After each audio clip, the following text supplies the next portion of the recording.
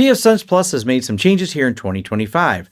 They've strengthened OpenVPN with better security vaults, made PPOE significantly faster with a new kernel-based implementation, added VXLAN support, and introduced Nexus, their new multi-incident management tool that you can self-host on your own pfSense Plus system. This video is not sponsored by anyone, but if you'd like to hire us for consulting or get some swag from our store, you can do so by going to lawrencesystems.com. Now, my focus is going to be on the pfSense Plus edition, but I did do a video back in May when they released the Netgate Community Edition version 2.8, so I've covered that before, and you'll find that video linked down below. Now, the first pfSense Plus we're going to talk about is 2507, which actually landed in August of 2025. And this is where we first got the implementation of Netgate Nexus. We'll talk more about that later, but this is where it started in its much more refined release here in December of 2025. Auto Config Backup got a rewrite. If you're not familiar with this tool, it is a free service offered by Netgate that is off by default, but you can enable it, and you must set an encryption password. This allows your pfSense to send an encrypted backup of your pfSense configuration to Netgate for storage on their servers. And as noted right here, keep a secure copy of this value because Netgate has no way to assist you in recovering the password. The password is set here and it's encrypted before it sends. So make sure that you set a good encryption password and then don't lose it, or you will not be able to do a restore. There's a new PPOE driver. This is not something I can test because I don't have access to anything that requires PPOE. Actually, I don't see it as often here. Maybe it's because I mostly deal with business clients here in the United States, but I know it's quite popular outside the US, and unfortunately, it seems to be a source of a lot of problems for people. So this is an enhancement where it moves it to a new kernel mode driver. This should bring much enhancement and much more speed. Custom login screen messages. You may now configure custom text messages that will appear as the banner on the pfSense Plus GUI login screen. This feature has been added to comply with corporate government and security guidelines. Kia DHCP 6 prefix delegation, NAT64. So for those of you that are wanting better support for IPv6, there we have it. And updated system aliases. If you're not familiar with system aliases, this is a very powerful feature in pfSense, and they've added a few built-in ones to make managing system a little bit easier, such as for Bogon networks, SSH guard, Snort, Virus Prot, which is hosts that trip the firewall rate limit protections in advance, and Nexus VPN port. Once again, we'll talk about that in a moment when we get to Nexus, and VPN networks, along with a few others they have, such as certain NAT subnets, Netgate networks, etc. This is nice because now you don't have to define or manage those. They are now variables that will be essentially dynamically updated by the system when you're creating rules. Now jumping over to December of 2025, specifically December 11th, they released the new 25.11 version of pfSense. This is where we get our enhanced OpenVPN. OpenVPN has now deprecated DH parameters that are less than 2048 bits. OpenVPN users will notice if the update process detects a setting of 1024, it will update it to 2048. This was a problem before when they deprecated some of the features and people didn't realize that the update deprecated them. So please take note of this, that if you were using older settings, less secure settings for OpenVPN, once again, they're going to change with the update, and you may have to update your OpenVPN settings for your clients as well if they're still trying to connect with the older settings. Now let's talk about Netgate Nexus, the new multi-instant management solution from pfSense. You run this on your pfSense and you connect the other pfSenses to this system. Netgate currently charges a license fee of $49 per year per pfSense device you add to it.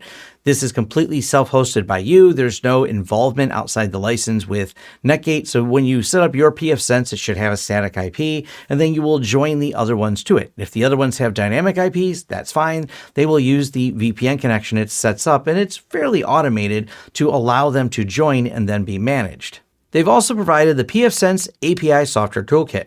This repository contains a set of packages to extend the management capabilities of pfSense through the ability of a RESTful interface provided by the pfSense multi-management controller. Now let's talk about the Netgate Nexus controller setup. Their documentation is all up to date here in the docs page. And I'll scroll down here. This is where we get to use one of those custom aliases.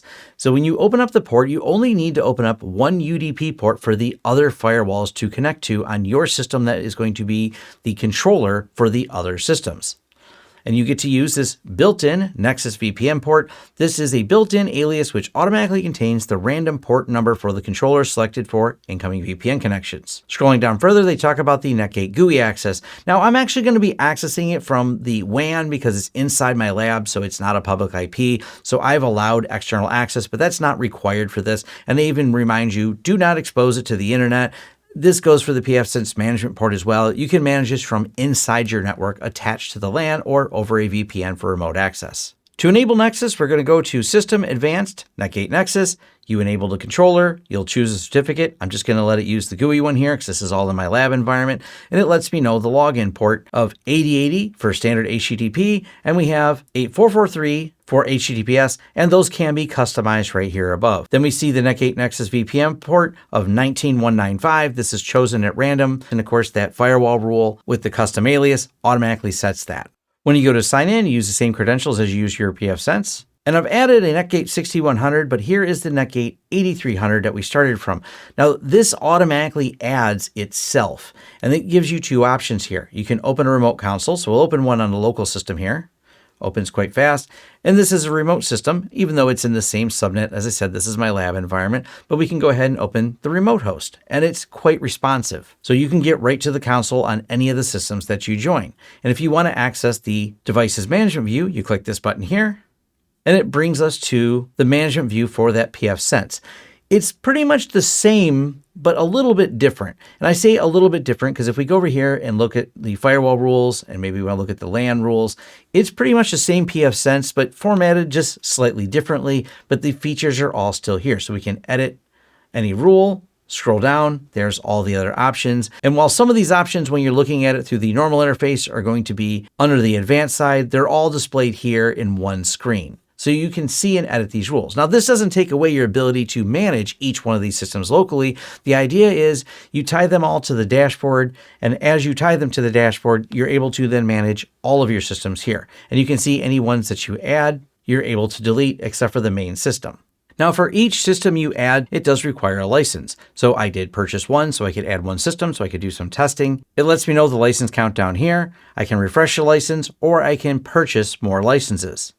And as of December of 2025, the current Netgate license price is $49, and it's a yearly subscription for each device. Now, pfSense also has documentation for doing the instant registration with the controller. And this is the Netgate 6100 that I added. You go same place, System Advanced, just like you do when you're setting up the system is going to manage them, but you would then put the activation data under the instance registration. So you still enable it here, but you do not have to add any special firewall rules in the systems that are being added because they're reaching out to the main system that's doing the hosting. So if we go here and look at the WAN rules, I have these rules added so I can manage this from the WAN side. Once again, it's behind a firewall, so these are not public IP addresses, but there's not any special rules you have to add to any of the systems that you're managing. They reach out to that system that serves as the controller for the Netgate Nexus. Now, not inside the blog post, but if you go to the feature and changes under general, we'll see that VXLAN interface support has been re-added. And scrolling further down, you can see added VXLAN interface with a link to the Redmine issue talking about how it was added, not enterprise ready, so it was removed, but it's now been made back available inside of pfSense under interfaces. So let me know what you think of all the new features they added to pfSense Plus in 2025. Are there a few more that you wish they would add? What about Netgate Nexus? Is this something you're going to use? Do you have a lot of pfSenses, and do you think this will make it easier to manage? Leave those thoughts and comments down below. Head over to forums.lawrencesystems.com and have a more in-depth discussion about this and other topics. Head over to lawrencesystems.com to connect with me on the socials or just see online. Check out my pfSense playlist as well as the links down below to the blog post from Netgate. Thanks.